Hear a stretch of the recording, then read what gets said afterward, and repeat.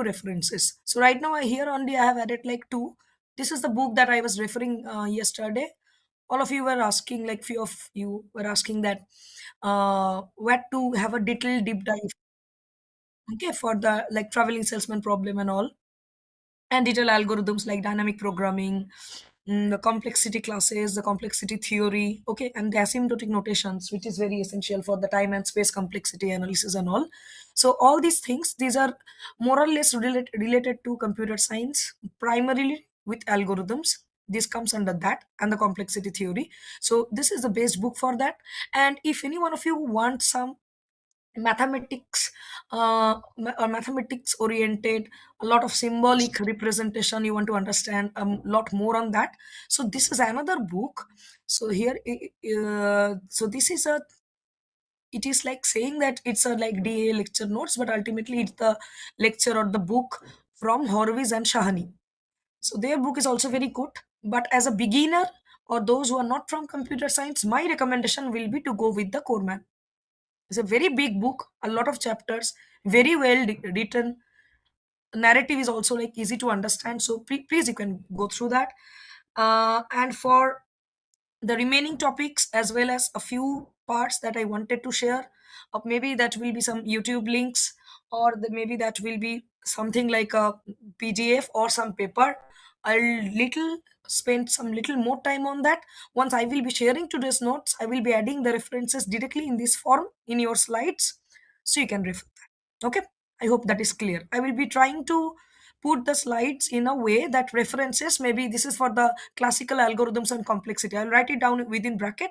For quantum entanglement, teleportation, that I will be explicitly mentioning within brackets, and I will be putting the references in different slides so that you can very easily refer that.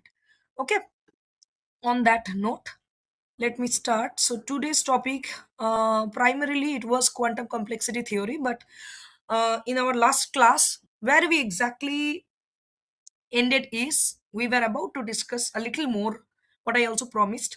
We will be discussing the definitions of P, NP, NP hard, and NP complete, the mathematics of that. Followed by that, I will be telling you a little on the decidable problem, the halting problem, give you the basic definition of the Turing machine so that you can better relate with the quantum versions for like quantum complexity theory. Okay, so those who are new, so there are like few fragmented topics initially that we will be doing, but once it is entirely done, we will be going to the quantum complexity theory classes. Okay, let me start. So today's one, you can very easily understand. So there are a lot of maths or symbols are going to be there. So pay very kind of good amount of attention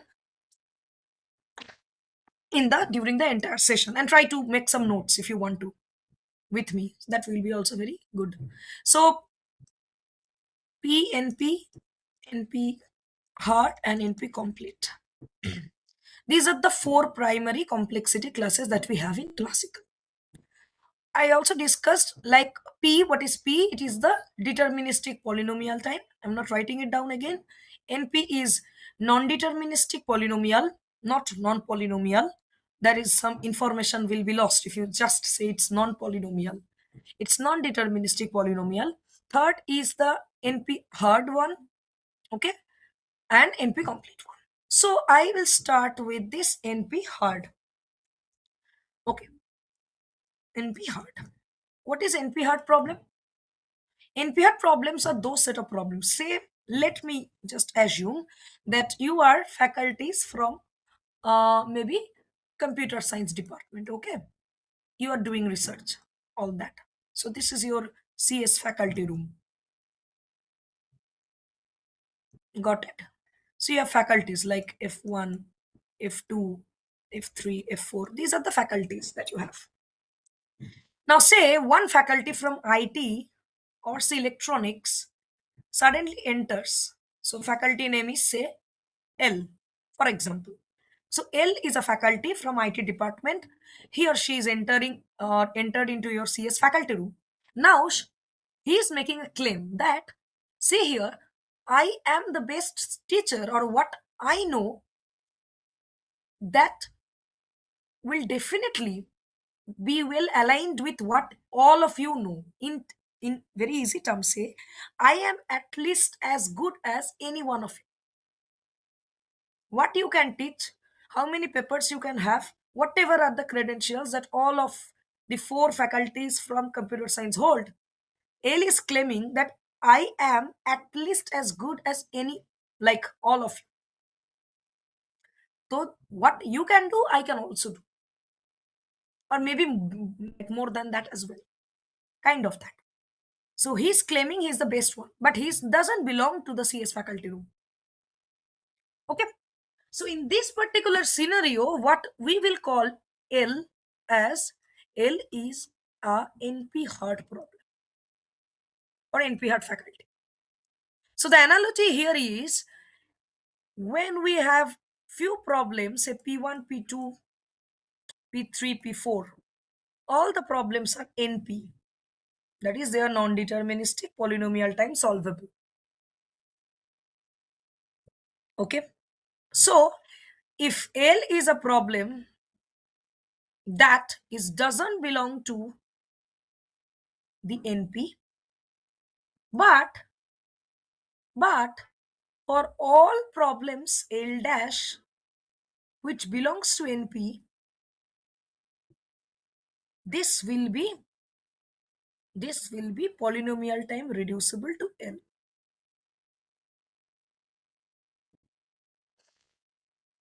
What is this? This is reducibility. This is not less than, okay? This is reducibility. Meaning is, as I just mentioned, as hard as. So the definition will be, in easy words, L is as hard as any of the problems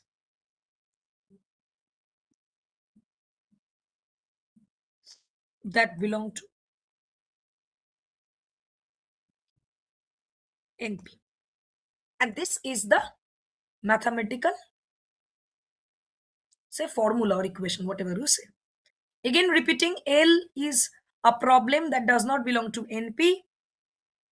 In that case, and so another criteria is, let me write it in this way. So another criteria is and for all, this is a for all quantifier, universal quantifier.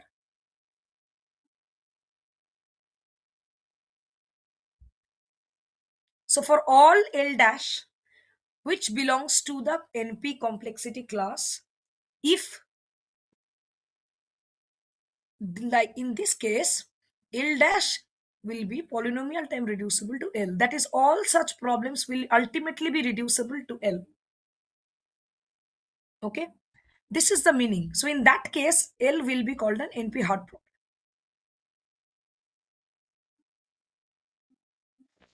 Okay. And NP complete ones is the same kind of narrative. Only difference is here the L itself will belong to the class NP only. There is one faculty suddenly raises his hand and just tells that, okay, I am best or as good as any one of you, or I am as hard as any one of us who belong to the CS faculty room. That is the only difference. So if a problem is in NP and it is NP hard also, then the problem will be called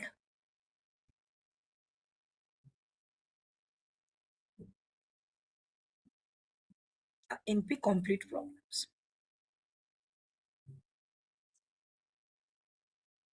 Let me just extend this idea with respect to the TSP that we discussed.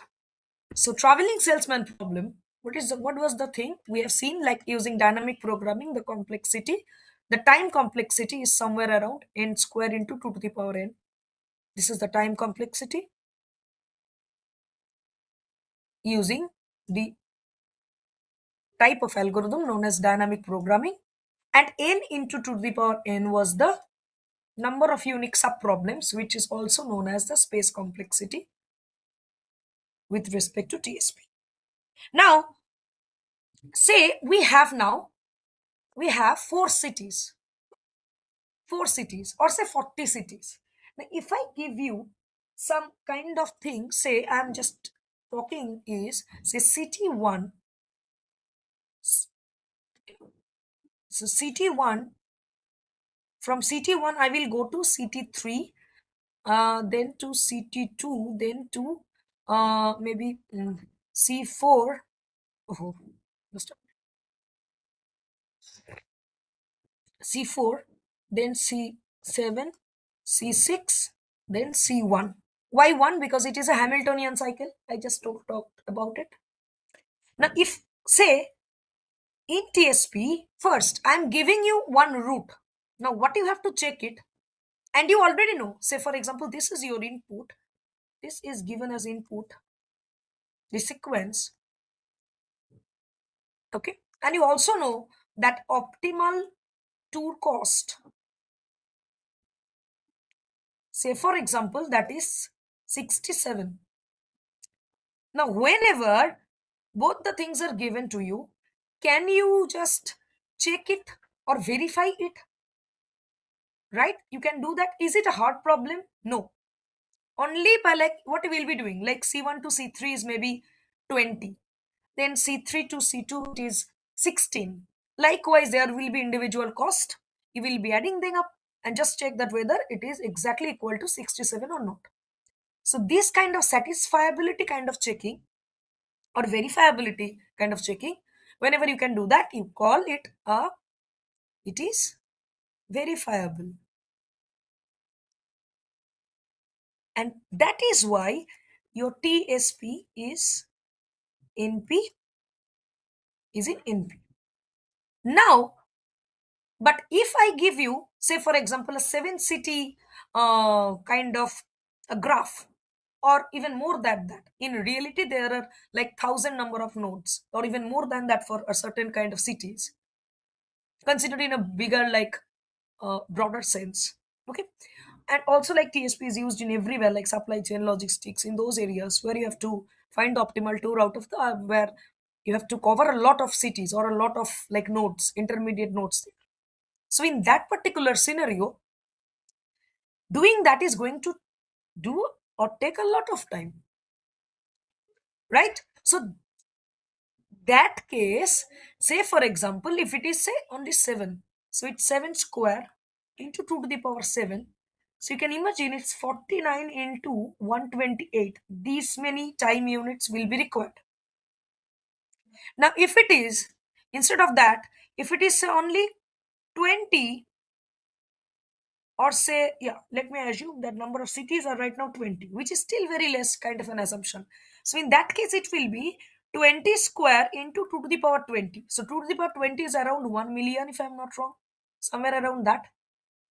And yeah, because it's 10 to the power 6, yes. So it's around 1 million number of combinations into this is 20 square. It is 400, 20 into 20. Okay. Now you can imagine that how big it is. So that is why TSP, or finding the optimal tour, checking an optimality of a tour with a certain sequence is a different one. So checking whether a route, that is a given route, entire route is optimal or not. Since we can do that, we can do that checking very easily. That is an easy problem. That is not a hard problem. So that is why TSP is NP. And TSP is NP hard also. Why? Because if we have to find the route which is optimal,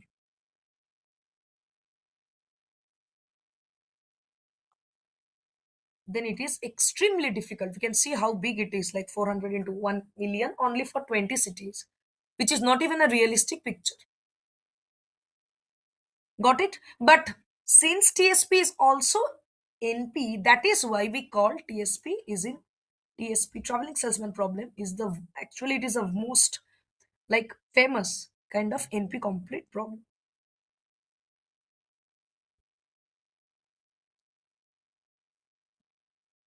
I hope you got something like had some idea how to check it. Okay, so this is the definition of all the NPP, NP hard and NP complete. There are some other ones as well like ONP, then a lot of those things. That is not very kind of a relevant for to do in one class. So there are a lot of theories, extensions are there. You can do that. Just give me a minute.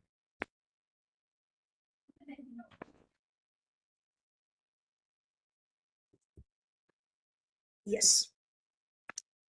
So I hope it is now clear. Now the next topic is that I want to discuss is a little of the, before I jump to the halting problem and undecidability, let me just give all of you the essence of little of the automata theory. A quick recap only. So, and why it is required, we all will understand or see that. Automata, theory of computation. I'll be little fast here because this is not the main topic for today. So, automata is kind of an abstract machine. In very easy words, abstract machine. But the machine is not the physical machine like a manufacturing that we see. It's a logical machine or an abstract machine, right? That automates something. That's why it's automata theory. So it's an abstract machine that kind of, what is the automation that we are doing here? That can accept, say, or reject a language based on a certain logic. So the machine description of the, let me first consider the finite state automata. Okay, the finite state automata, also known as the deterministic finite automata. Okay, that is in this way. So say A is the machine or automata machine. This as a five tuple form: Q, sigma, delta, Q0, and F, where Q is the set of all finite states, right? I hope it's you can remember it's like this something. This is the initial state. I'm just drawing a rough machine. I'm not considering it that all edges and all that should be clear. Of course, there will be some missing edges as well. But this is the idea. On certain input set, these are the states. So Q will be in for this thing. Q will be 3 set of all finite states. This is the set of all inputs. What do I mean by that? That is A or B. That input set is there. Delta I'm coming for, like later. Q0 is the initial state.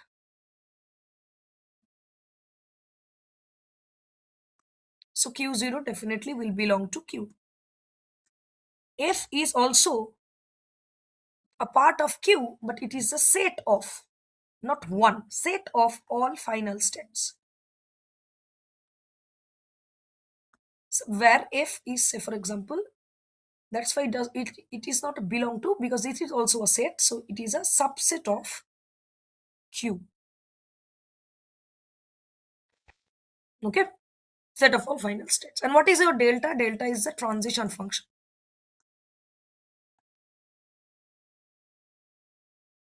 So this is the basic definition. And now,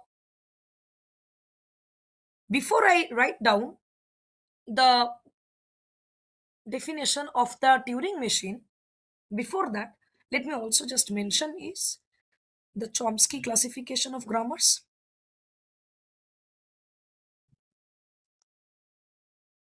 Chomsky is the name of the scientist. What is grammar? All these transition functions. Okay. Transition function will map it like q into sigma will be mapped to q. These are just the rules, like delta q0 a I will head to q2. Likewise, a set of rules. That's why it's a transition function that is being defined. Okay, now Chomsky classification of grammars in automata starts with three things, like starts with kind of four types. The first one being the regular grammar. The regular grammar or type 3. Type 3 grammar. This is type 3, then it's type 2, 1 and 0. So type 3 grammar looks like this. You can see this is the like most restricted form of all out of all these four grammars, right? So regular grammar or type 3 grammar looks like this. So if A will be mapped to alpha into beta, or sorry, alpha beta, or it will be only alpha, where this alpha is a terminal. Terminal means A, B, C, D, all these variables or inputs, and A is the state basically, or say non-terminal. Okay, that is this is the type 1 grammar, type 3 grammar. Sorry. Second one is type 2. Type 2 grammar is also known as context free grammar. One very easy example of context free grammar based on which one language is built is English. You can see the boy, say the boy mm, go to school or goes to school. If it is whenever it is like the boy or whenever it's like boys, then only with boy only s will be added. Are you getting it? So this is very simple, based on very simple words. So here the transition will look like, or crow, maybe crow, say crow, plural will be crows. Only this will be added. So that means here it looks like the type 2 grammar looks like A to alpha, where alpha A is only one non-terminal, but alpha belongs to the Q and that all the non-terminals. Or let me just write it down in this way, not this one. Let me write it down this way. Alpha belongs to your NT union T star, means any combination you can have here. Any combination of non-terminal and terminal is possible in the RHS. And LHS is only one non-terminal. NT is non-terminal, T is terminal.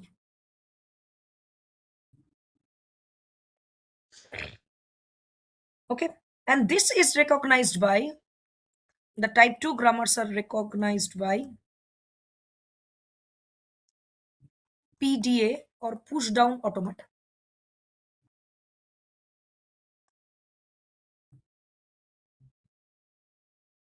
The third one is type 1,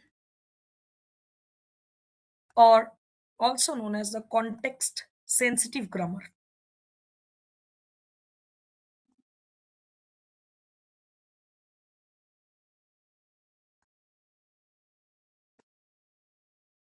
Okay. The great example of that is our Hindi language. This is very kind of depending on the context. Whenever you are making some singular to plural, we might need some other literals or other, say, lexems, token, whatever it is that is required. So here it is a little kind of relaxed or unrestricted, but not fully. The restriction here is the context sensitive grammar CSG. This looks like alpha A beta to alpha gamma beta. Only condition is this gamma is greater equals to, that is of course say you are reducing something, you are using some reduction just to check whether a language will be accepted or not. And if for LHS is more, that is not doable, then why are you doing it? How are you really expanding it? Okay, so this is the case, this is the constraint, and the language accepted here is recognized by the machine, which is known as linear bounded automata,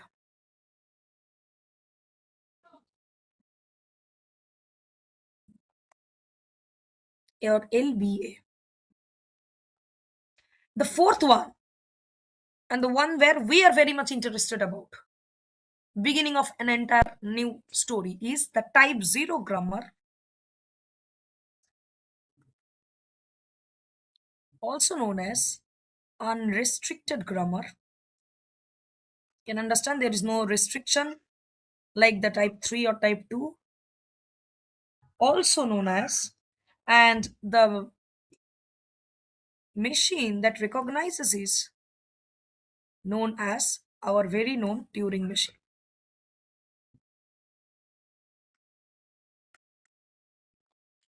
Okay, so Turing machine is nothing but again an abstract mathematical model, nothing else.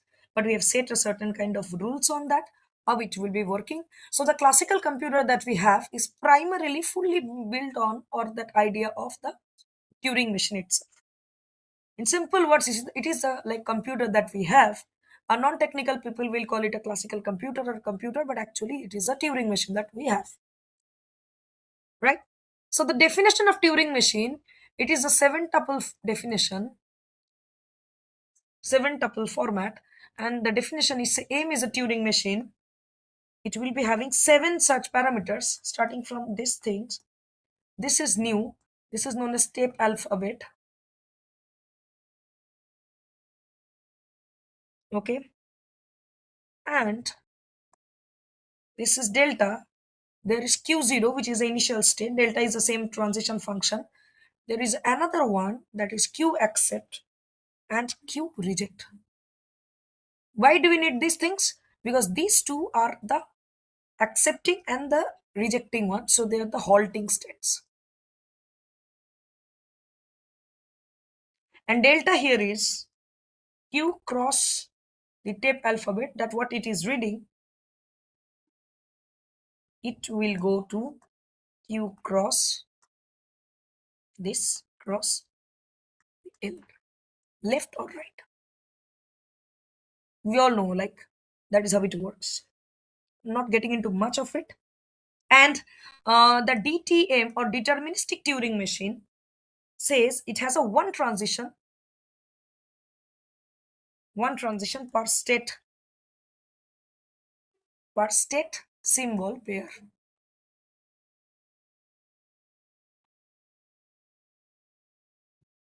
Okay, and NTM, as the name says, it is a non-deterministic Turing machine. So multiple such transitions are possible. Multiple transitions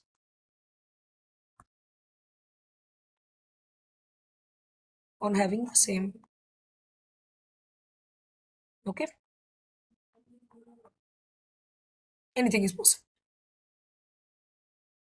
That is the idea of Turing machine. Now we will see the decidable problem.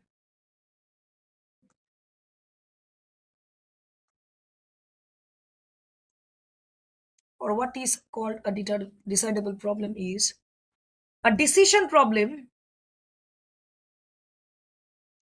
A decision problem, will it be accepted? This is a decision problem that has a yes or a no answer. So a decision problem is said to be decidable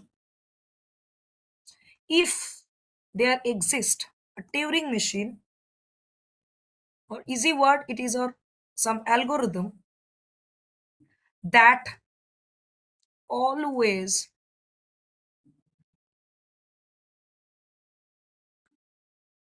halts. If it doesn't halt, it is not a decidable problem.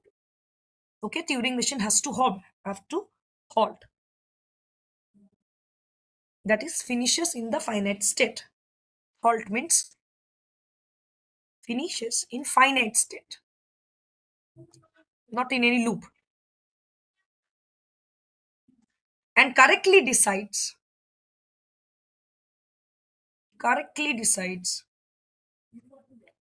whether any given input string, any combination 1010111100 likewise, belongs to the language, belongs to L or not. So their answer will be yes or no. Okay. We write it down in this way that the definition wise it will be a language L belonging to sigma star is decidable if machine such that the m on w is a string that we have equal to accept if w belongs to L, and this will be reject if w does not belongs to L. And the condition is machine always have to halt, accept or reject. Anything will happen, but it has to halt. Okay. Similarly, the undecidable problem, I'm being little fast today, I can understand that. But I just want to finish or I want to share a few things on this. So that's why.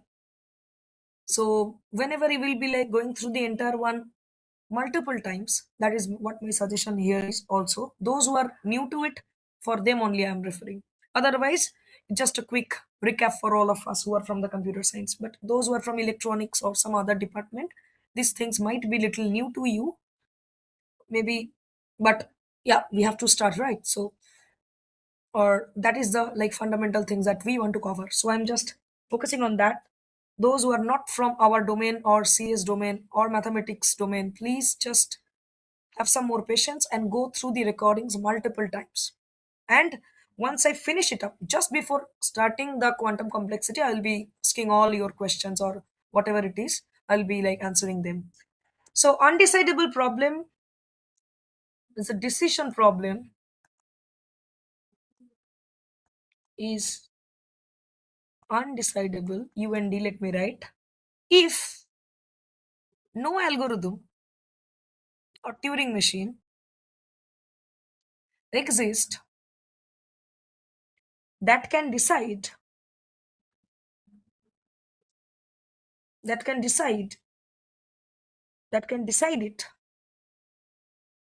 for all possible inputs.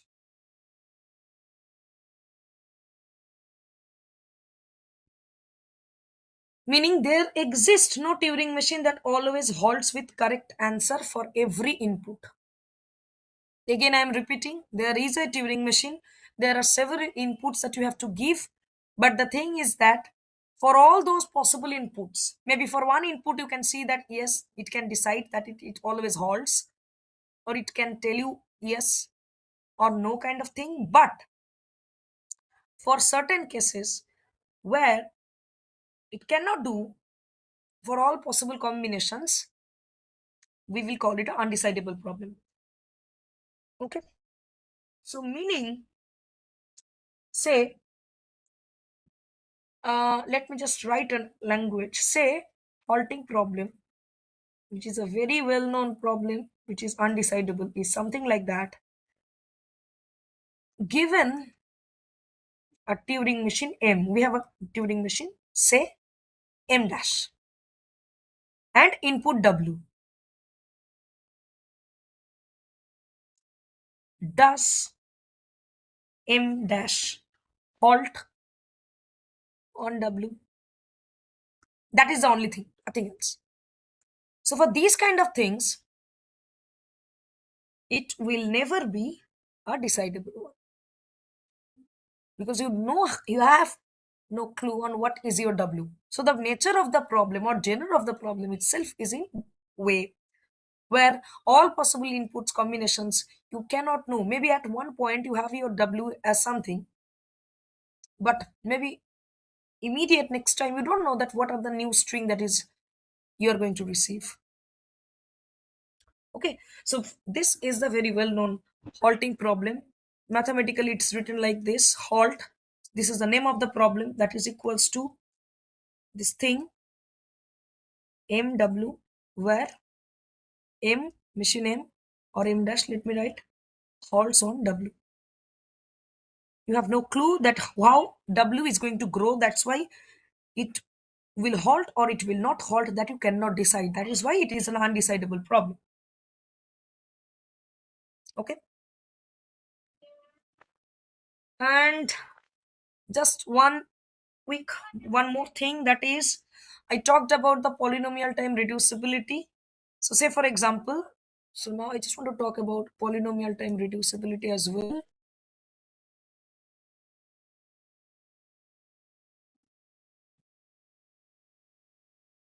Polynomial time reducibility, which is like this is the symbol. I'm again repeating, this is not our less than symbol, this is not less than, okay, and this p is for the polynomial time reduction. So the definition is, we say a language A is polynomial time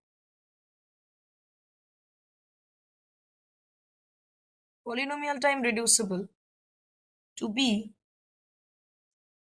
This is the symbol. A is polynomial time reducible to B if there exists a polynomial time computable function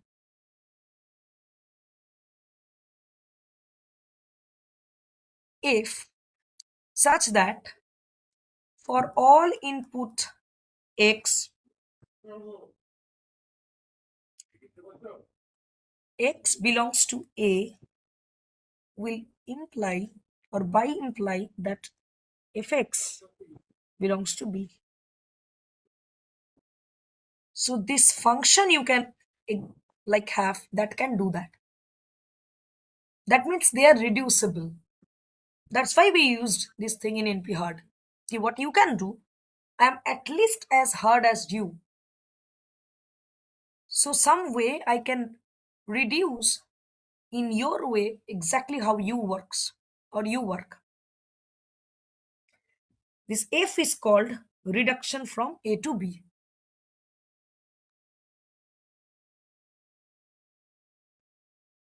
Or it is responsible for reduction from A to B. So this also is known as reducibility theory. So what till now we have discussed is, what are the things? We discussed a little of the decidability, reducibility, as well as the Turing machine, the definitions and all of that. Okay. Now, before we start, okay, uh, another thing that we can cover here is, mm, okay. So I hope these things are clear to you. Nothing much I want to talk right now about all these things. Uh, yeah, I think now we have a good amount of base to start with it. The quantum complexity class, few things, the polynomial time, the non-polynomial or the like determinism, non-determinism, reversibility, non-reversibility. These things should be clear to you. Okay. Another thing, let me just show it. I was thinking about this thing as well. So reversibility, ability in quantum, which is not there in classical.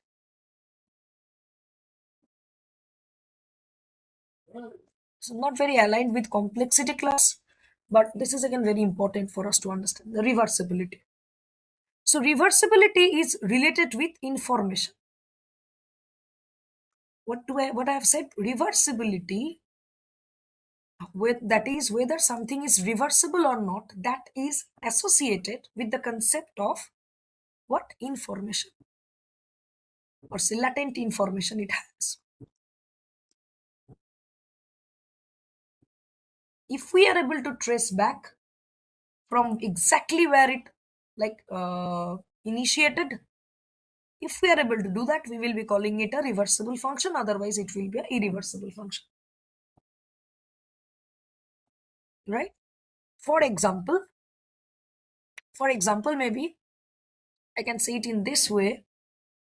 uh, Let me just take the Shor's algorithm, and one which is there in a quantum, and which is for the integer factorization problem,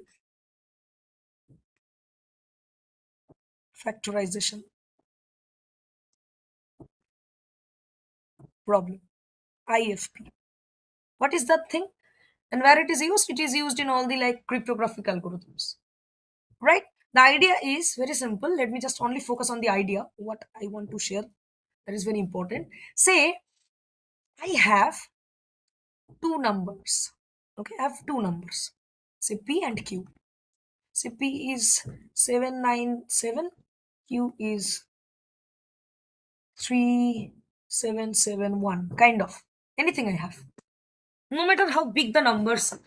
If we have these two numbers that is known to us, and if I ask you that, can you just do the product of P and Q? It's very easily that is doable. Calculator can do that. You can write a Python code for that. Anything you can do, right? If it is like computationally that much, depends on your size of the operating system and all. If it supports, you will be getting the result. So question was, let n is equals to P into Q. Can do that? Yes. Is it an easy problem? Yes. It's not a hard problem. Easy or hard doesn't mean the length of the mathematical thing. It means something else. Right now we know. It's about the brute forces. In TSP, it's all about the brute forces. Because we have to make that. That's why the finding the optimal tour was a very hard problem. So in context of this integer factorization problem, say P and Q is given and n equal to P into Q will be giving me the product of that. That I will be using somehow in the cryptographic sense. Right now that is not required for you. But say this is scenario number one. Scenario one. See, in another scenario, what I've done is, to another set of colleagues of yours, what you have given is scenario two, which is now you have given them an n, which is, say for example, just say for example, 41973259753, something like that. Okay. And you are asking them that, okay, now can you tell me that what I guessed as P and Q that exactly have given me this? So finding P and Q from this. Now understand one thing. This is a very big number. What is the real problem or real challenge here? Say you have 60. What can be the factors of 60? In how many way we can do the factorization? The very basic like class 5th standard or 5th grade problem. It can be like 1 into 60. So your P and Q can be like 1 and 60. Similarly, it can be like 2 and 30. It can be 320, 415, 512. Anything else? Yes, 610. I think till this much only. So all these are factors. Now, so if we say I have given you now 60, not this very big number. Now, if I tell you that, okay, I have just somewhere chosen some P and Q, and you have to guess that. You might think you can do that because there is only 1, 2, 3, 4, 5, 6, 6 checkings that you have to make. Either it is like 230, then it's okay. Otherwise, it is like 415. Likewise, you can check, and maybe in 6 steps, you will be able to get that. But now imagine if I just give you a very, very, say, 100 digit long decimal number. Then I ask you that, okay, now you have to break it down in P and Q. So if this is a function f and this is f inverse, then this type of functions where the one way a to b is very easy, but b to a is strictly very difficult. These are the one door function.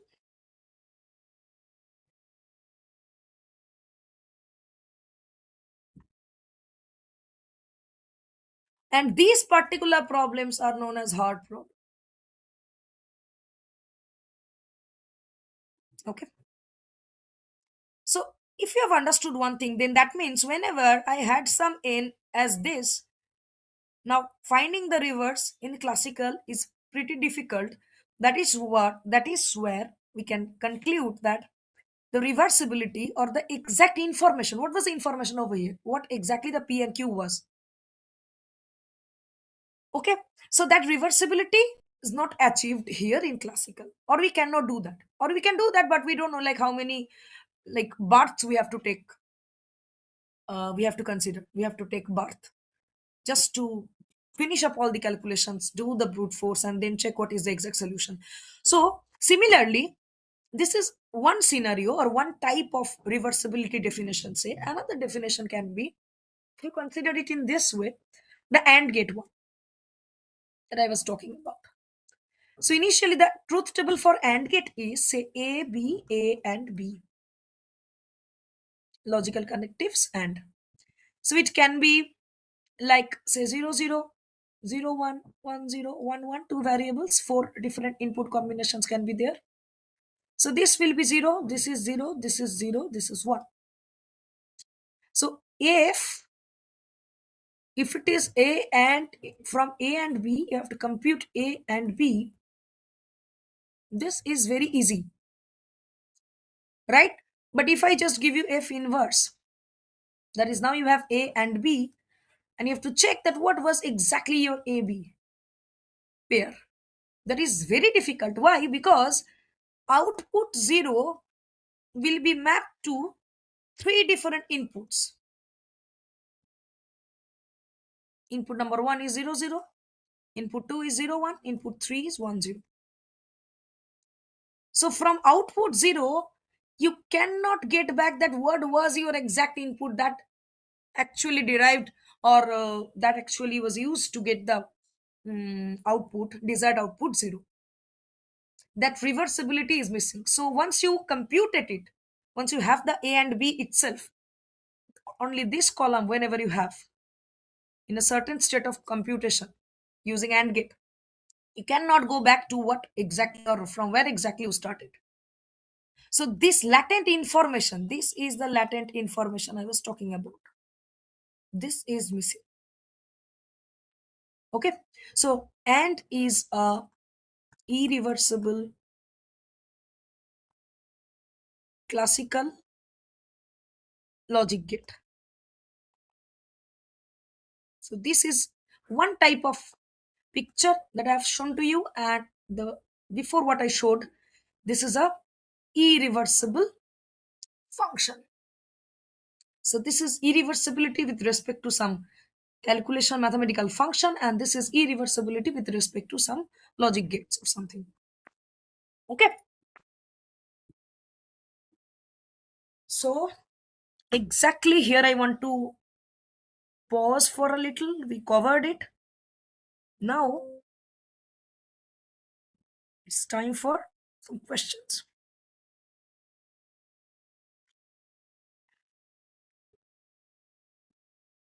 Yes,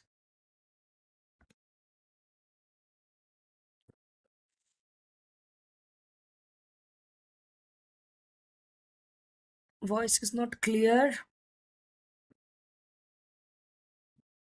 Okay, I will be don't worry about it. I will be sharing categorically also. I'll be like giving you the references, some good YouTube links maybe.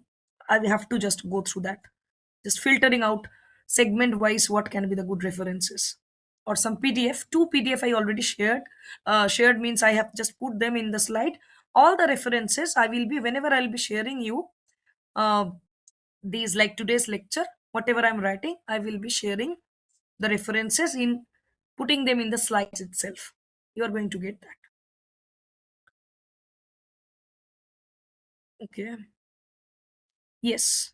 I described already NP little more yesterday or the like last class. It is non-deterministic polynomial, meaning that in a deterministic machine it will take exponential time, the ones that we have, but in a non-deterministic machine or a more powerful machine like quantum, it is going to take a polynomial time.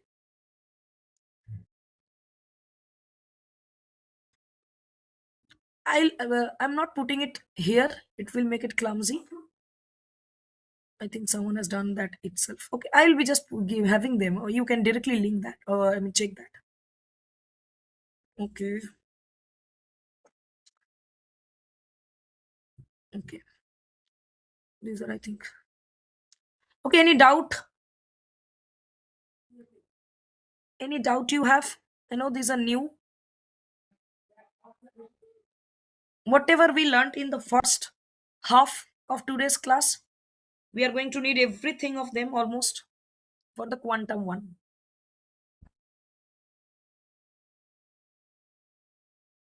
Any doubt? I'll wait for one more minute.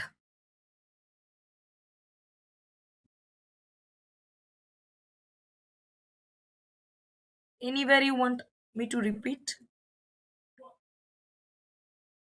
Don't worry about the references or books. I will give that. Accept that.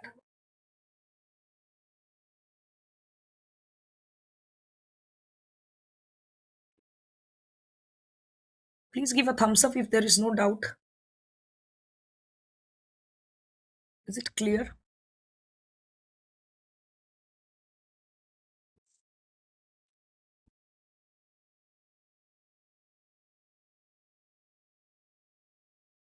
Am I audible properly?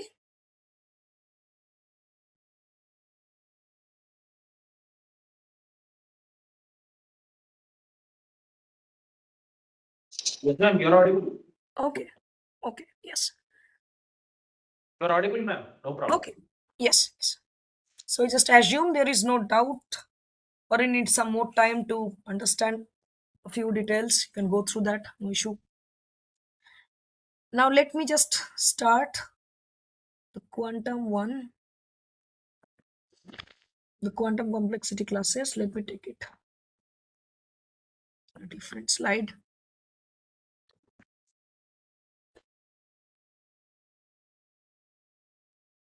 Okay.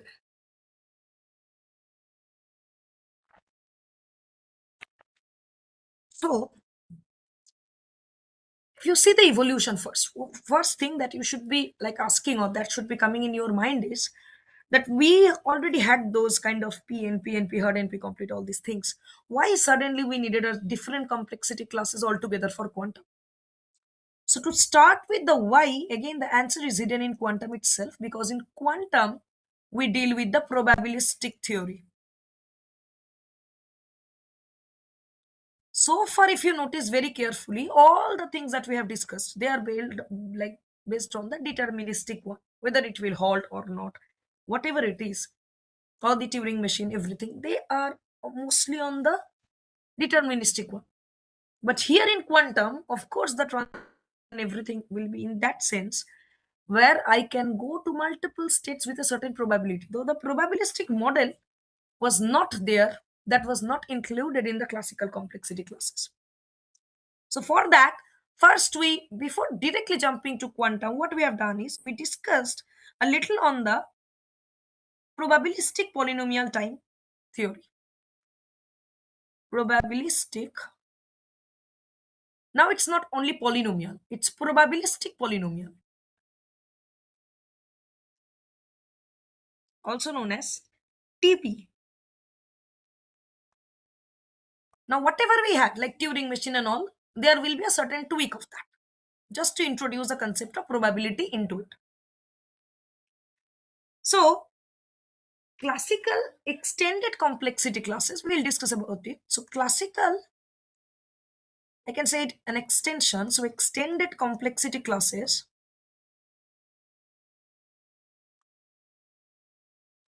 are based on the notion of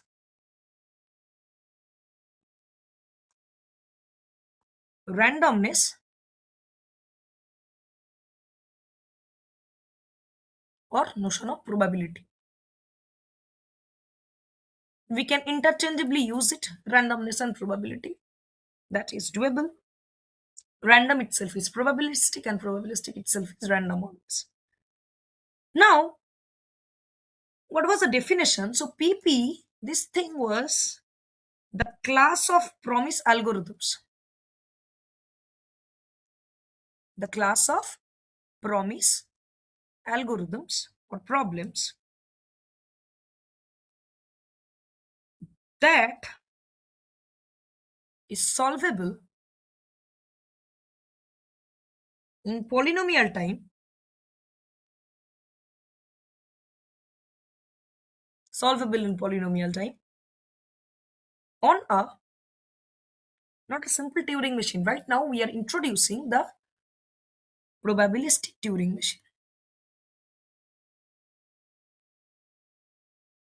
So, solvable in polynomial time in a probabilistic Turing machine. Okay, but with unbounded error. Again, meaning, so there is a probabilistic tuning machine. We are checking something, some kind of problems. We are checking whether that is solvable or not in polynomial. We are using probabilistic Turing machine, but what since probabilistic is there, it is not definite. So there might be certain error terms at will. But right now, for these complexity classes, we are not introducing the concept of any error checking or any bounding that is needed on the kind of deviations that we can make.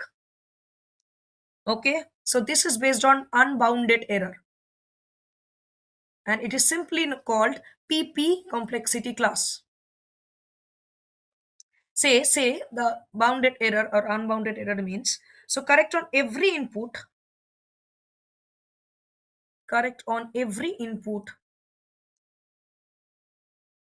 with say more than 50% probability. They're not bounded, that's it. Okay, now before jumping into the bounded error probabilistic polynomial time, let me just also give you some certain essence of this bounded error and unbounded error theory, just to give you a better clarity. So bounded error versus unbounded error.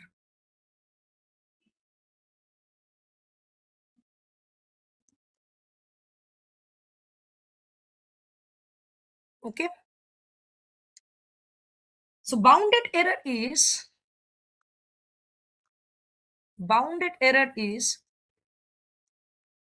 the probability of incorrect computation is the probability, these are all examples that I'm giving you, the probability of incorrect computation, how much wrong you can do. Incorrect computation is strictly less than, say less than or equals to one third. Okay, and the machine must accept with high probability of correctness. That is the criteria right now that we have. The second is for bounded error, the machine must accept the promised problem with high probability of correctness.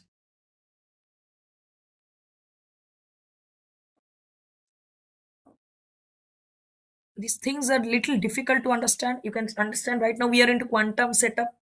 Things are not exactly the way we know all the classical theory. That is what we are trying to set a narrative about. These things are very difficult, first of all. So the machine that must accept with high probability, that is probability of correctness, that is something that we are right now focusing on. And repeatability. I'll give a small example that will be like very super easy for you to understand once the theory gets over. So repeatability is by repeating the computation a few times. Let me write by repeating the computation, by repeating the computation few times,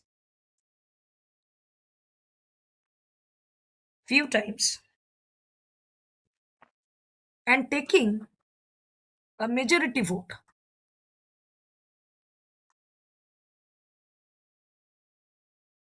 taking a majority vote,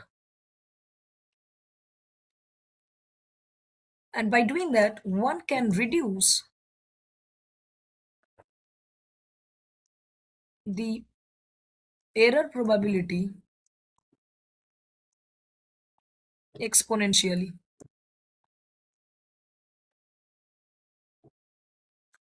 Not an exact, but an just a, so that you can relate it better. Whenever consider the like GPT models you have, GPT models, you are like trying to draft something or something you are doing with GPT, you are giving the prompts and all. So we can notice one thing: whenever you are trying to train it, maybe the custom GPT or something you are doing, as much as repetitions will be making or keeping on filtering it again, again and again with certain new input, what will happen is, because whenever see the predicting the next word, we all know there is a concept of temperature and all. So how much random, how much you want it to hallucinate to be more creative, or how much you want to be very focused about a particular data to use, okay, in OpenAI or LLM training and all. So we have seen that. So the temperature control actually gives you or gives the like GPT or the transformer that how to get the next word from, how much I can, how much diversed I can go. But if you keep on like doing that, ultimately, or if you train it in that way by repetition, you can actually reduce the error probability. It will now be very focused. That's why we do it. And it also uses a probabilistic model, right? It also has a certain next word to choose from. After data, what can happen? So it has to understand the context, whether it will be structure, whether it will be like base management system after data, or it will be like mining. So what exactly you want? So it is also hallucinating and actually trying to pick up something, so that it can work with the high probability of correctness, and repetition can reduce the error probability exponentially. Why I have given the example of this thing is, I think we all can relate better. In quantum also there are like same things. In random number generator, by repeating one measurement a lot many times, you can actually fix it in little way. If you are taking with a long, like a very big number, that biasness can be reduced, and desired outcome might be little more aligned, it might get more aligned, okay. So this is the thing now. So as I was mentioning, and also like rightly the concept of random number generation and all using quantum or using anything, till now it's not quantum. See, this is bounded error or like normal probabilistic polynomial. Nothing quantum here till now. So this is a bridge between the classical and the quantum. But exactly the similar idea will be mapping directly to the whenever it's a quantum problem. So quantum complexity is fully based on the quantumly. There is a quantum machine and there is a probabilistic polynomial, probabilistic non-polynomial, what it is, all those things. But with whenever it's with respect to a quantum setting, it will be the quantum analog or the quantum version of it. That's it. We'll see that. So the formal definition of BPP using this concept of bounded error is the algorithm will be correct on every input with at least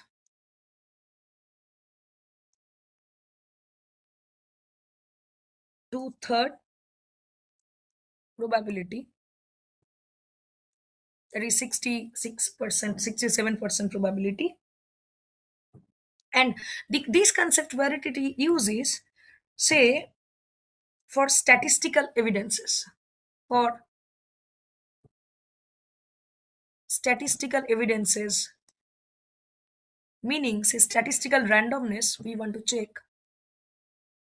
in a file of RNG generated or random number generator generated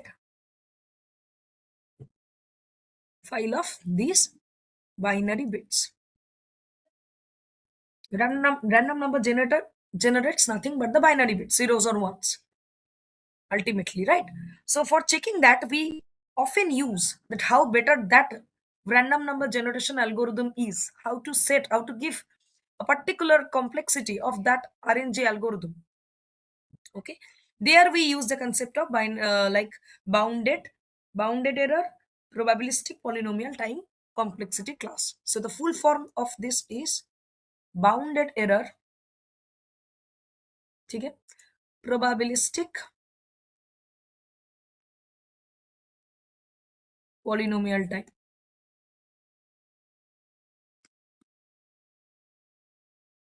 This entire thing complexity class.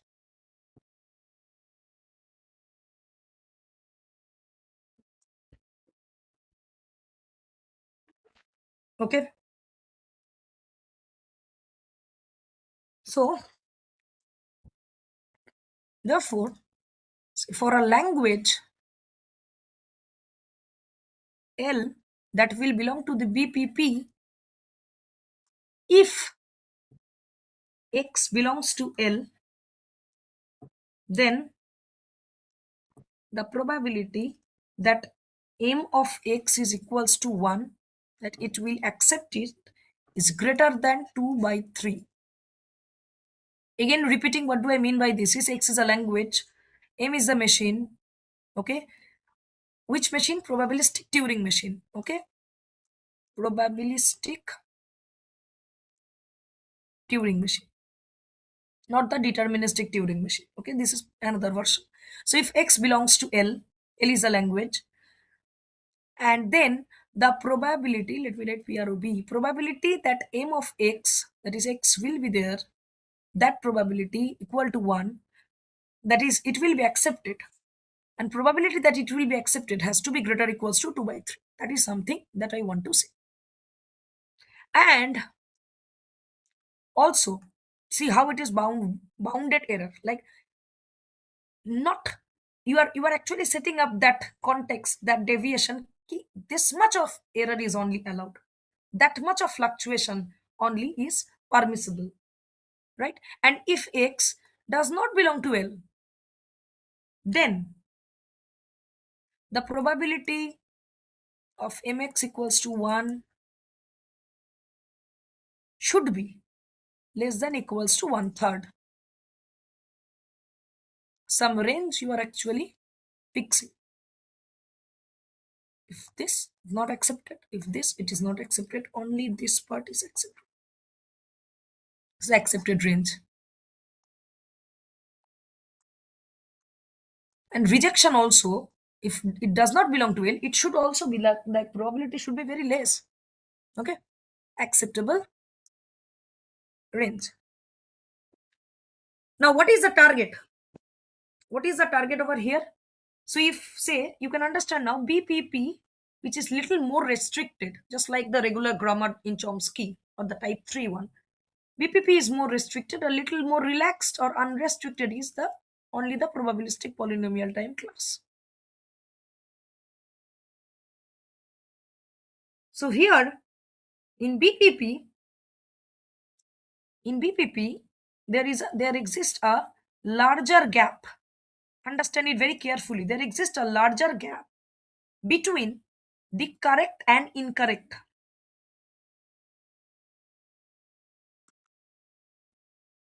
That is, there is no chance of overlapping. The gap should be itself very much amplified. Okay. And this is like bounded error. And how we do that? Through repetition and all. That is through majority voting. Majority voting. But PP, on the contrary, it is a larger class. Larger class. So here, meaning, now see which is more complex, which is more hard. Okay. Of course, PP is even hard. Why? Because, like, if you can do good or you cannot do good, if that gap is not much or you cannot amplify it much, then the error that can happen is going to be even more. Okay. That is why here the hardness is much greater than what BPP does. It plays very safe, BPP, but PP is a larger class. So here there is a gap between, or say tiny gap between correct and incorrect.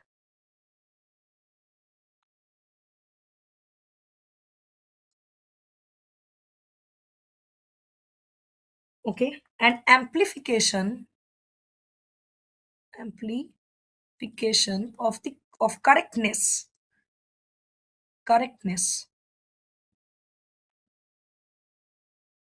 through repetition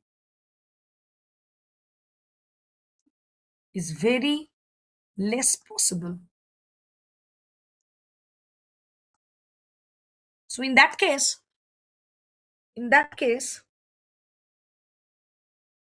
one example maybe of the PP is just like this is an example for BPP. The PP example can be, say, given a Boolean formula,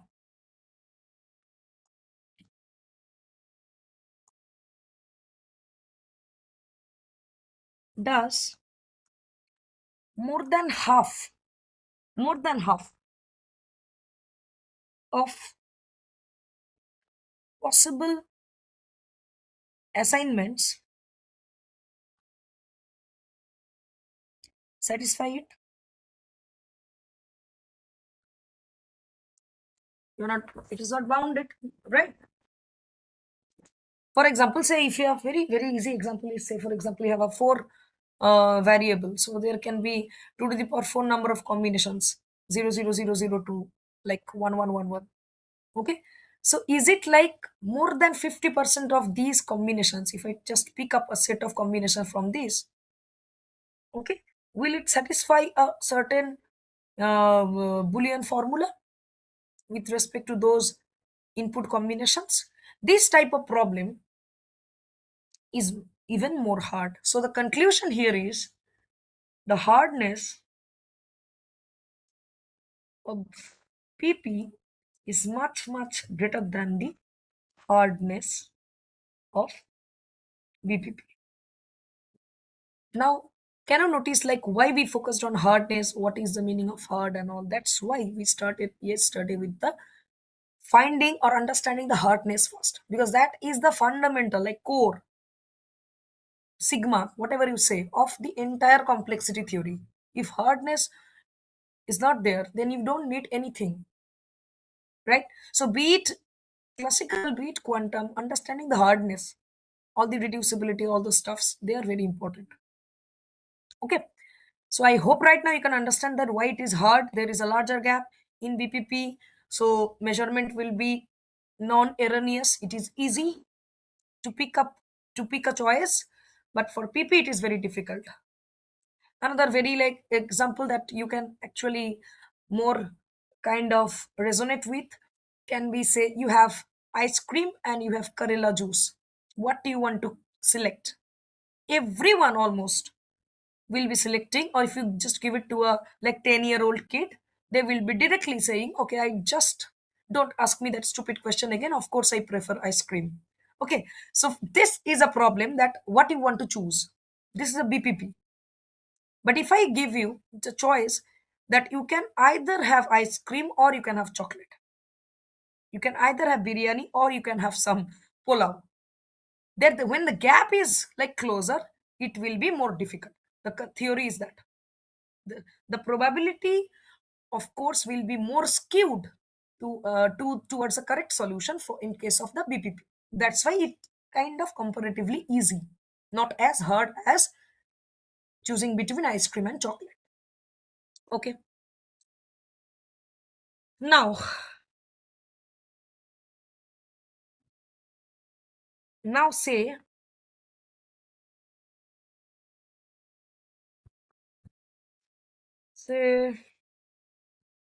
so BPP, what it is exactly? Just focus. The BPP, the bounded polynomial time probabilistic uh, bounded bounded error probabilistic polynomial time. This its quantum analog is BQP. Now what it is? Same thing. Bounded error, quantum polynomial time.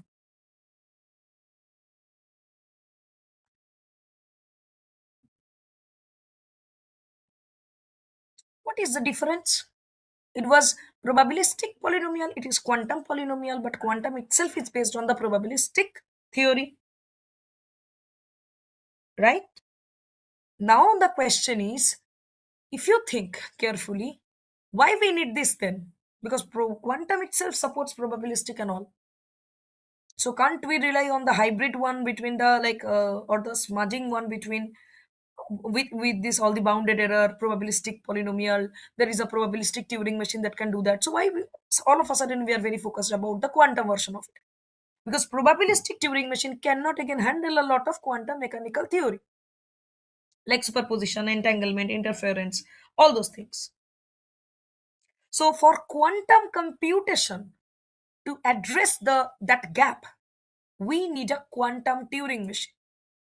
And the languages that will be built on that will come under the complexity class of BQP. Okay? So it is a language. Let me also just write for further references to address the quantum mechanical postulates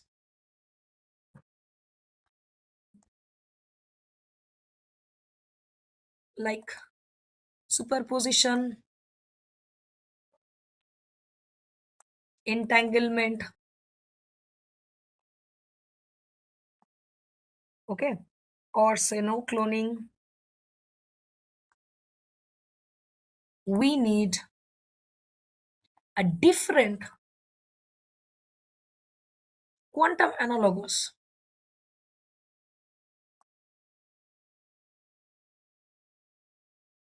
version of BPP to mitigate the gap. And there comes the concept of quantum Turing machine. Now, the fun part here is again, just like Turing machine, we refer it as, if we just asked what is a Turing machine, someone can answer our classical computer. What we have, CPU, RAM, everything just together in one way or the other, wherever whatever format you use to describe it, but ultimately Turing machine is what we have in our modern computers. So similarly, if that is the case, then what is quantum Turing machine? Simple word, quantum computers, nothing else. The automated abstract machine designed for the quantum computation is known as quantum Turing machine, right? And now if you just deep dive a little more on quantum computer, is a very bigger word again. So quantum computer does what? Quantum computers does quantum computation. How it does that? Quantum computation is nothing but some quantum circuits. What is a quantum circuit? Quantum circuit is nothing but some cascaded quantum gates built in a logical way. Sequencing is that will matter. Operations, they are not commutative in nature. Okay, all the things. So all of them are similar. So quantum Turing machine can be thought of as a quantum circuit itself.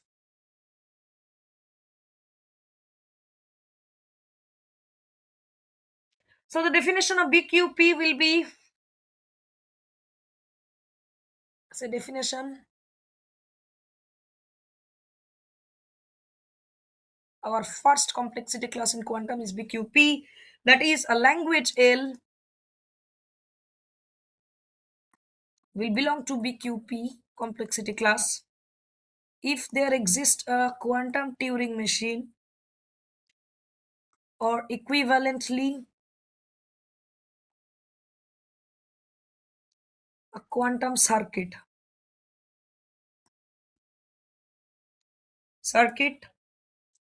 Q.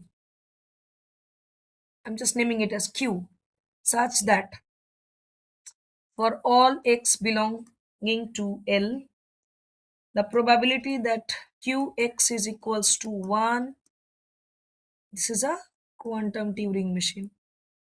In earlier case, it was a, let me show you, it was a probabilistic Turing machine, right? Similarly, we are just deriving it. So this is equals to this. So the probability that the quantum Turing machine can accept that language with a certain kind of correctness. So that certain kind of correctness will be greater than equals to 2 by 3, and similar definition, just the quantum analog of BQP, or sorry, of BPP. Same thing. Okay. And if it is so, it is also bounded error. And for all x that does not belong to L, the probability that Qx is equals to 1 will be or should be less than equal to 1/3. So here also again the gap is much more.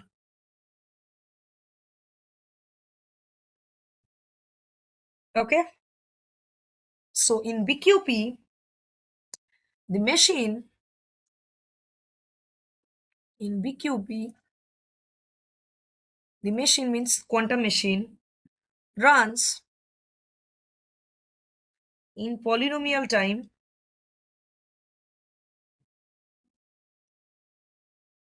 with respect to the size of the input x.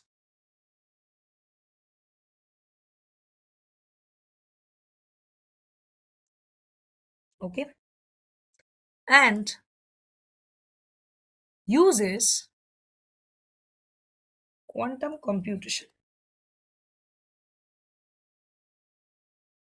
meaning all those things, superposition, entanglement, all those things,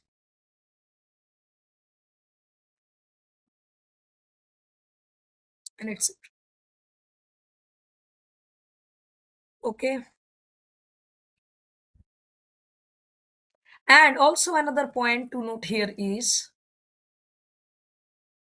just like BPP, the RNG, the statistical evidence or the randomness evidence we talked about, just like BPP, BQP uses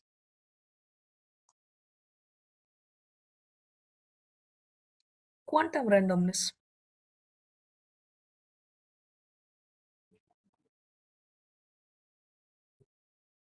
Quantum randomness for that, meaning all these things.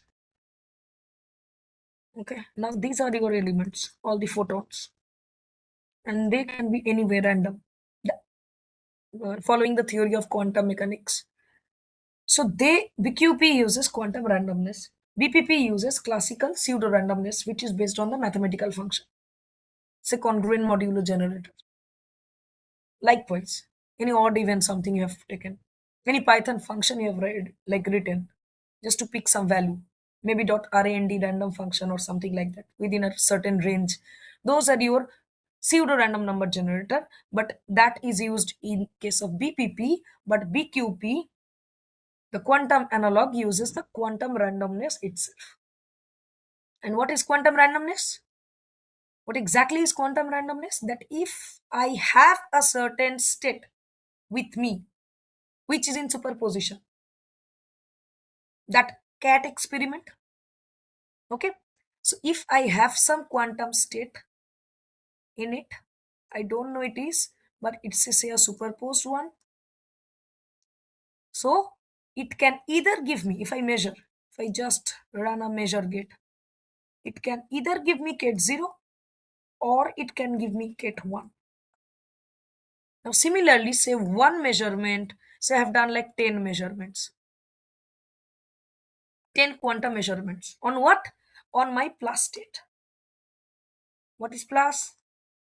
1 over root 2, cat 0 plus cat 1. I had a mud one, right? So this is plus, plus, plus, likewise say plus. And I'm measuring it. You can either think it of in this way, or you can think that I'm applying some measurement on the plus for 1 to 10 iterations or repetitions. Anyway, you think,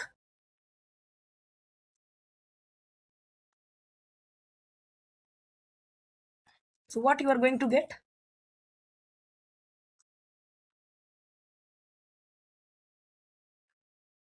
It can be 0 or 1, you do not know. Again, it can be 0, 1, you do not know. 0, 1, 0 or 1, 0 or 1, but not simultaneously. So maybe they can be all 0. They can be 0, 0, 1, 1, 0. They can be all 1. And they can be 0, 1, 0, 1, 0, 1, like that. And all of them are random. All of them are random, right? This is also random. This is also random. This is also random. This is also random. Okay, let me just ask you one question. A small quiz, very small quiz. Don't spend much time on that. Just let me know. Just a minute. Hmm. Okay. Today I'm not getting any doubts. Is this like super easy or is this like super difficult? I'm not getting any questions in the chat. This is kind of little surprising today for me. Anyway, so my question is, can you just mention that what is the difference between random and uniform? What is the difference between random and uniform? Just the description I want. With respect to the random numbers, of course. You can understand that. Or again, maybe an alternative question is 0000 for a 4 measurement random like 0101? So which is more random, 0000 or 0101? Let me just ask this one, very easy one. Just write it down, 0000 or 0101. Which you believe is the more complex?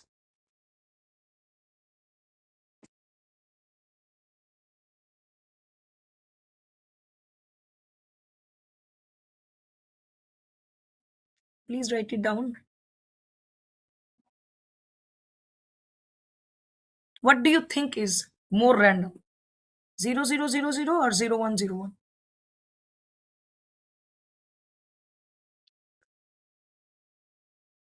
Let me just ask something. Is there any like technical issue?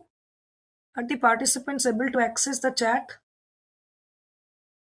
Because I cannot see any comments or anything after a certain point.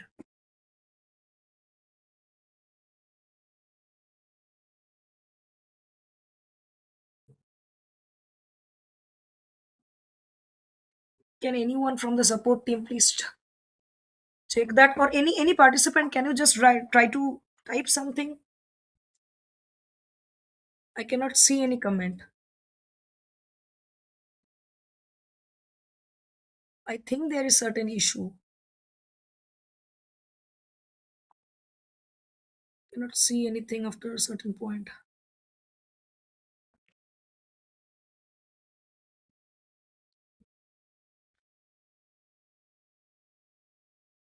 Earlier it was, I cannot see that.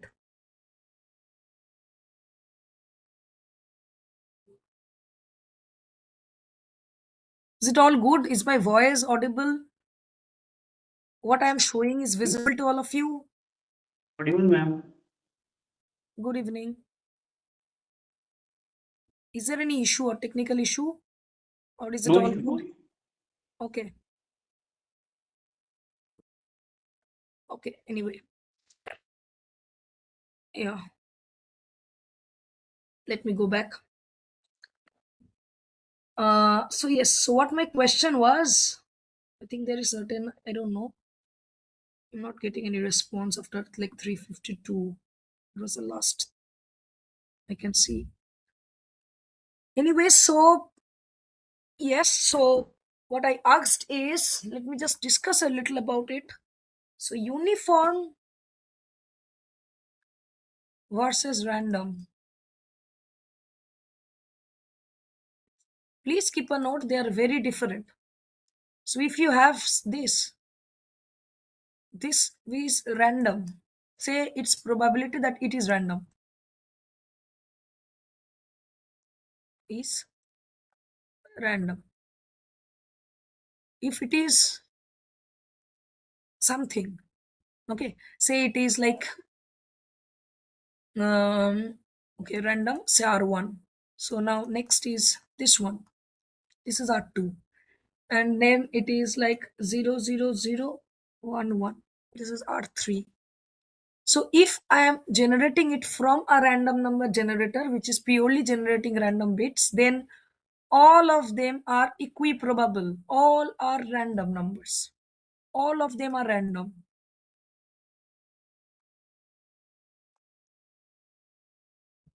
But are they all uniform?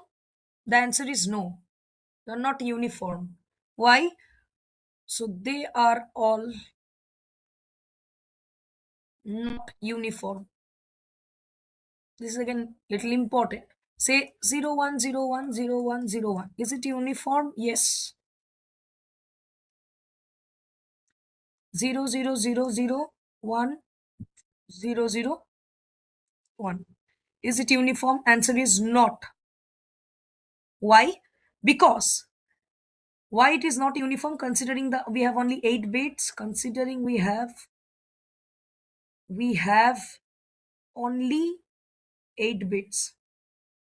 So why the case 2 is not random and not uniform and case 1 is uniform is because of the skewed distribution. The distribution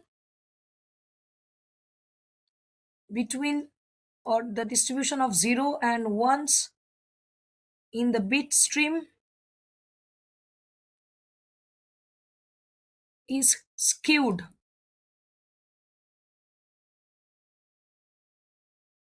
or easily we can say the number of zeros is not equals to the number of ones.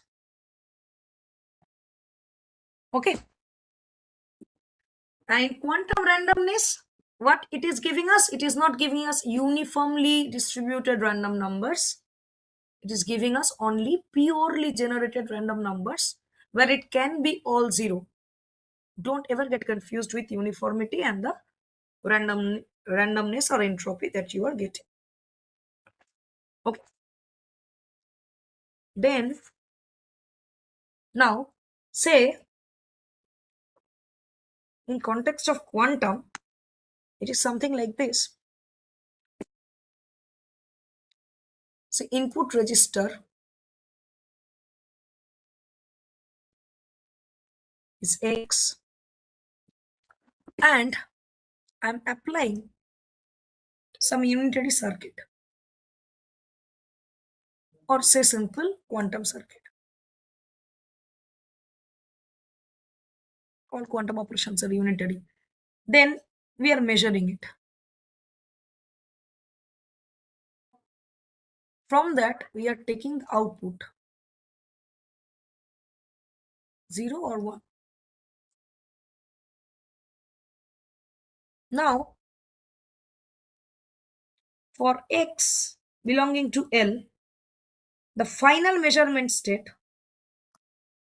The final what? The final measurement state.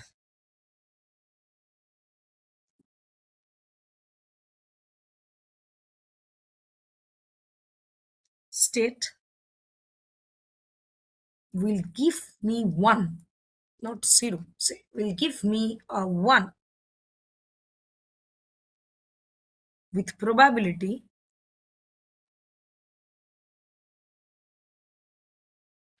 greater or equal to 2/3.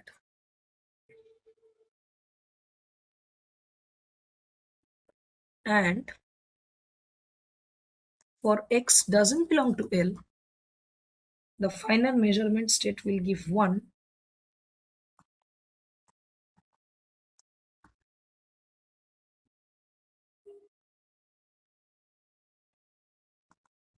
gives 1 with probability even less than equal to 1/3. So in respect to quantum, this is how you can try to visualize it. And if both of them are true,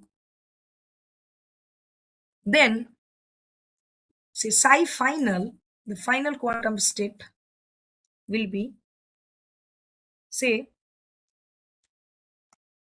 point 0.7. This is the probabilistic amplitude. Why I'm taking root over? Because then the squaring it up and then summing it up should be able to give me 1.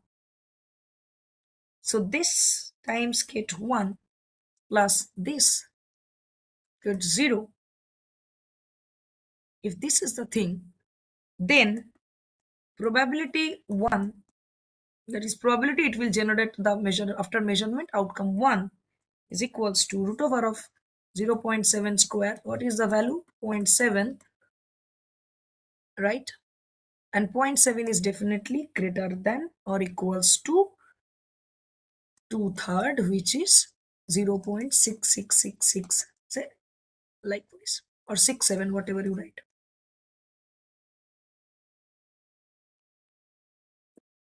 Okay.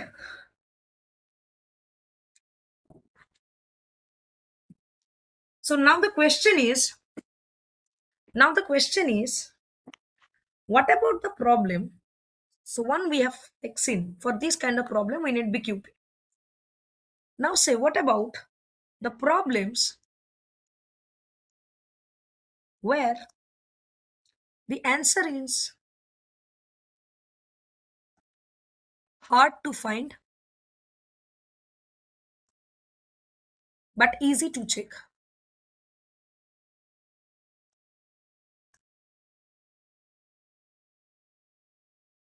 Okay.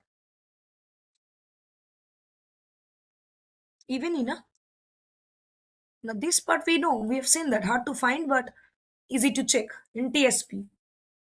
Right? We have just seen that TSP is NP because if we just give some sequence, it can very easily verify that whether that summed up value will be the optimal tour cost or not. But if it is like find the solution in out of 20 cities, then it's a 20 factorial for with brute force, and otherwise it's 400 into 1 million of number of configurations or attempts it has to make to check that.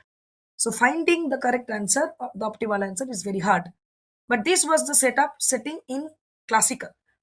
But now we have the quantum computers, we have all the facilities, but there are certain problems where even using quantum computer, again I'm repeating, there are certain problems where even using quantum computer, we might not be able to find the solution easily. So even in a quantum setting,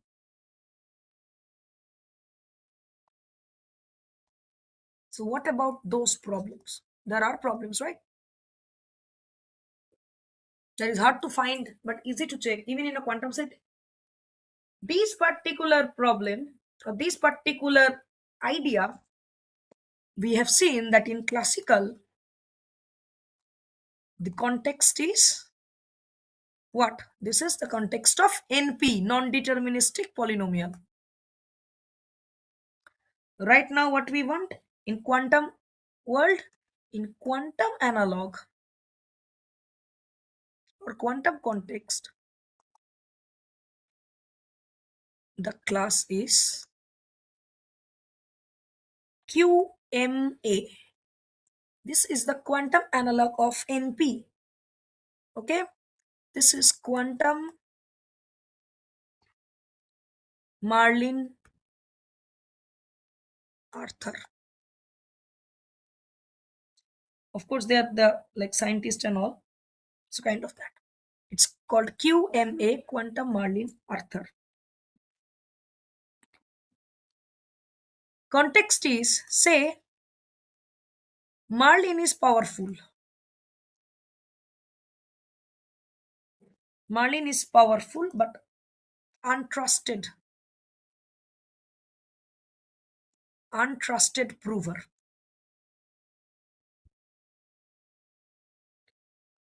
And Arthur is a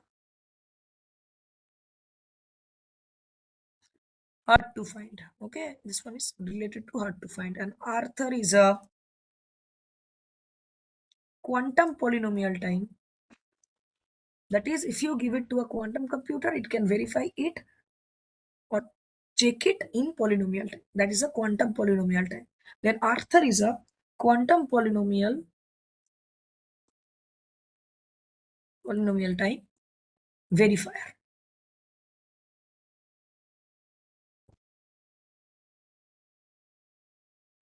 So concept is Marlin will be giving it the quantum proof for the verification, right? To Arthur. So Arthur is a verifier, quantum verifier. So he will be runs the BQP, bounded error quantum polynomial time solution, BQP verification circuit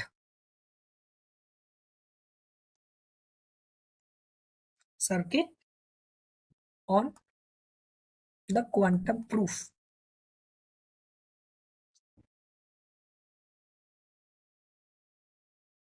And based on this, it can yield to two different decision outcome. Either it can be accept if the probability of accept in a quantum computer for the proof that is being submitted by Marlin to Arthur will be very, very high, or it can be reject. This is kind of an architecture of QMA complexity class.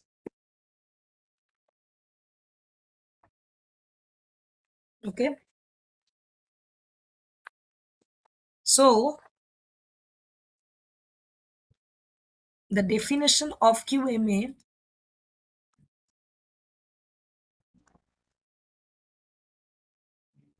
is your L is in QMA if there exists a quantum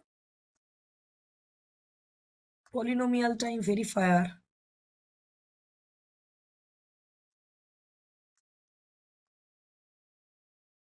V such that, which was Arthur earlier, such that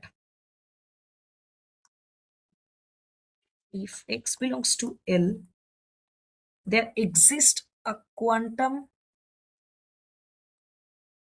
state psi, which also we are referring as witness, to witness the reality kind of. So there exists a quantum state psi such that probability that the verifier with X and state psi, and this will be equals to 1, and this entire thing, so this entire thing will be greater or equal to 2/3. And if it is true, then the language is accepted, or the lang L is accepted. I know this is literally little complicated theories, but this is how it is. There is a lot of like complexity, quantum, probability, a lot of stuffs are there. So, but yeah, quantum is not very easy. That also, like we all know. And the second is, this is one case number one. Still, we are writing like we are just trying to frame the definition of a language if it is in the quantum Marlin Arthur complexity class or QMA complexity class. So if x belongs to L, this is how it will be, and if x does not belong to L,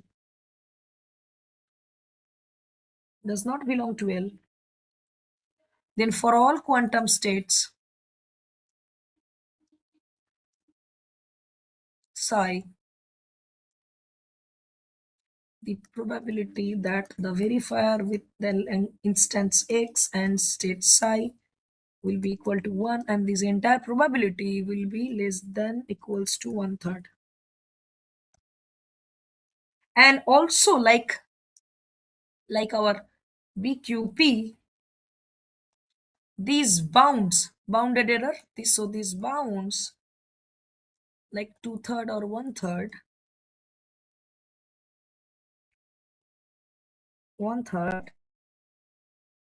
these theories can be amplified. That is, we can even maximize the gap between the accept and reject. So can be amplified by what? By what technique? By repeating the verification process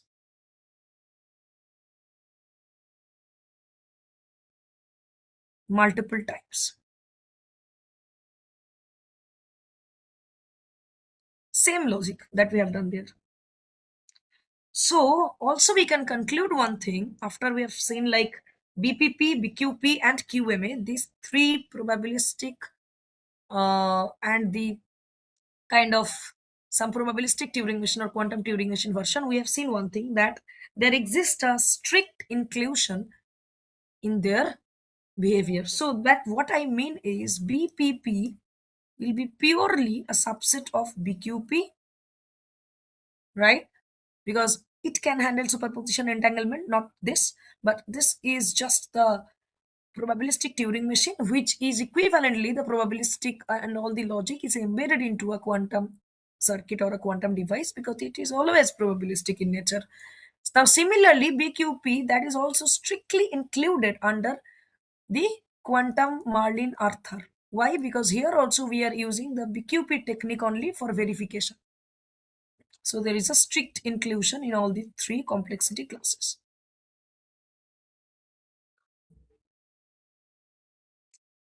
A little extended theory, similar like QMA, is I want to just discuss and I will conclude with this particular class.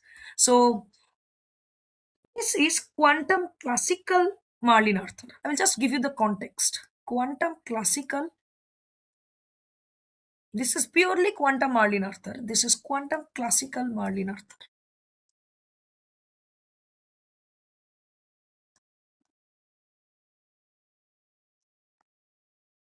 Okay.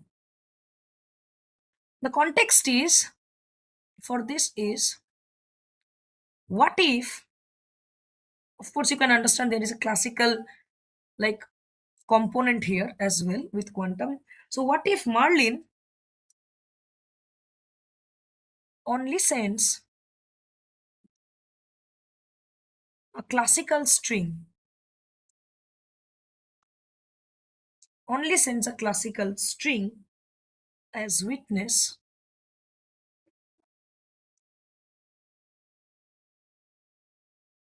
but Arthur still uses quantum computer for verification.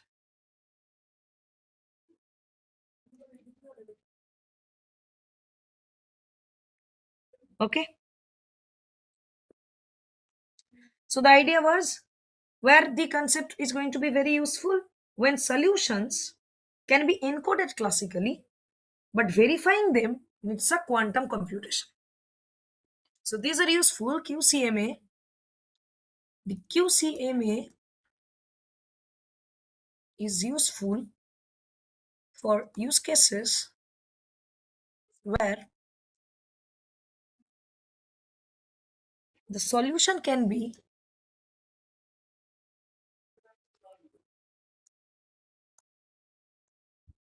encoded classically, but verifying them will need a quantum computer.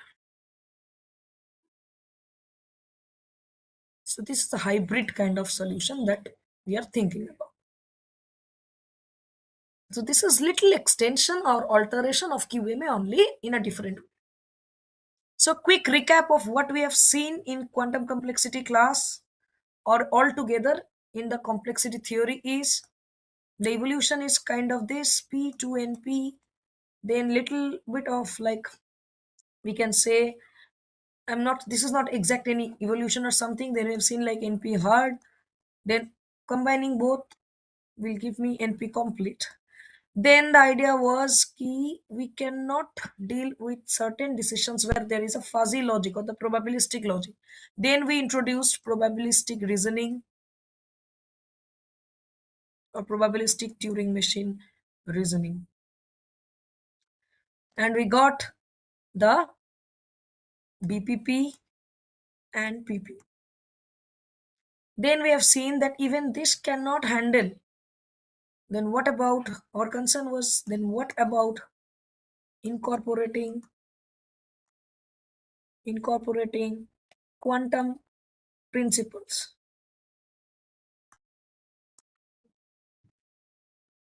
Solution was a quantum Turing machine.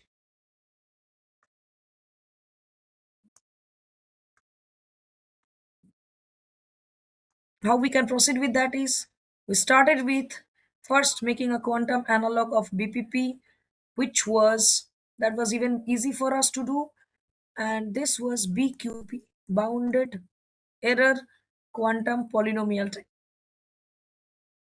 Then we have seen what can be there are certain problems where it is even hard for a quantum computer to find the solution, but easy for us to verify it. There we got the quantum Marlin Arthur. Then once this is done, this is little complicated, complex. Then we have seen that can or do we only or always will be giving the kind of witness that we have to prove through a quantum verifier. What we have to prove is it always going to be quantum itself or there can be classical witness that can be used as well. That led to the concept of quantum classical Marlin Arthur. And here is where we will be closing. This is the entire evolution. This is the entire journey. Okay. Thank you, everyone. Let me just stop sharing. Let me save it. Yes, I already have given the questions for your exam. And for your exam, I don't know when it is, but you don't need any other references. You can just refer whatever is covered in the class.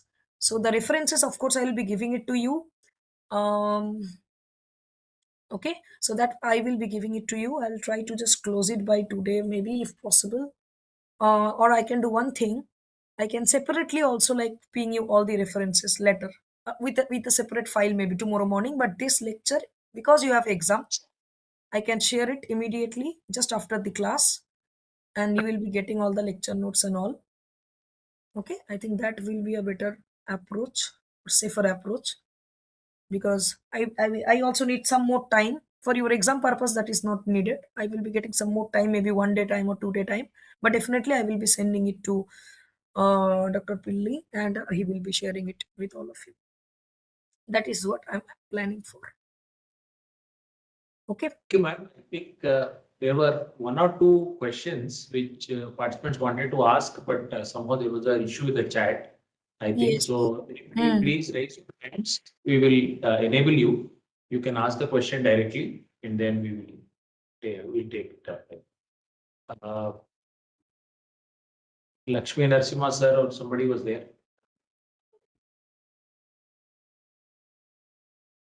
Narasimha Rao sir.